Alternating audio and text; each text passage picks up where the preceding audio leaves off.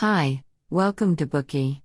Today we will unlock the book Breaking Night, a memoir of forgiveness, survival, and my journey from homeless to Harvard. There was a homeless girl who often locked herself in friends' bathrooms where she would look in the mirror all night, comparing her reflection with her mother's. Lying in bed at night, she would use her fingertips to explore the planes of her face. As they moved from her forehead to lips, she remembered her mother's embrace. Tears streamed down her face. She missed her mother very much and longed to be in her arms again. They'd had such little time together before she became a memory.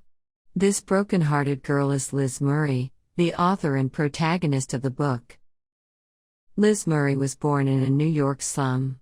Her parents were desperately poor and addicted to drugs. She started skipping class. Eventually Liz dropped out of school and began living on the streets. Her life was miserable. But life went from bad to worse when she got the news that her mother had died of AIDS. She was deeply affected. Life finally hit rock bottom when her once-trustworthy boyfriend began to deal and take illegal drugs. His violent mood swings and unpredictability scared Liz. When she thought about her future, she knew something needed to change. Liz decided to return to high school. That decision would change her life forever. Despite many difficulties, with hard work she finished the 4-year course in only 2 years. She graduated with excellent grades, second in her class. She won the New York Times undergraduate scholarship and was accepted at Harvard University. Now an Ivy League graduate, Liz is an international speaker who travels the world and delivers motivational speeches. She urges young people to resist the temptation of drugs and gangs. Liz encourages people to pursue their dreams no matter what, and not to use childhood suffering as an excuse for not grasping opportunities. Haven Kimmel, author of A Girl Named Zippy and She Got Up Off the Couch, said Liz Murray has shown us the worst and the very best of America. Many people say she has the cheeriest smile in the world. This book tells the true story of Liz's fight against destiny. It tells us how in the face of daunting hardship she did not succumb to fate.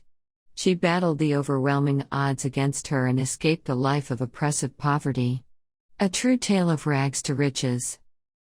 Upon publishing, the book became an immediate New York Times bestseller. The New York Times reviewed the book as full of heart, without a sliver of ice, and deeply moving. On April 7, 2003, the film based on her experience homeless to Harvard, The Liz Murray Story, was released in the United States to warm critical acclaim. This film received 3 major nominations at the 55th Emmy Awards.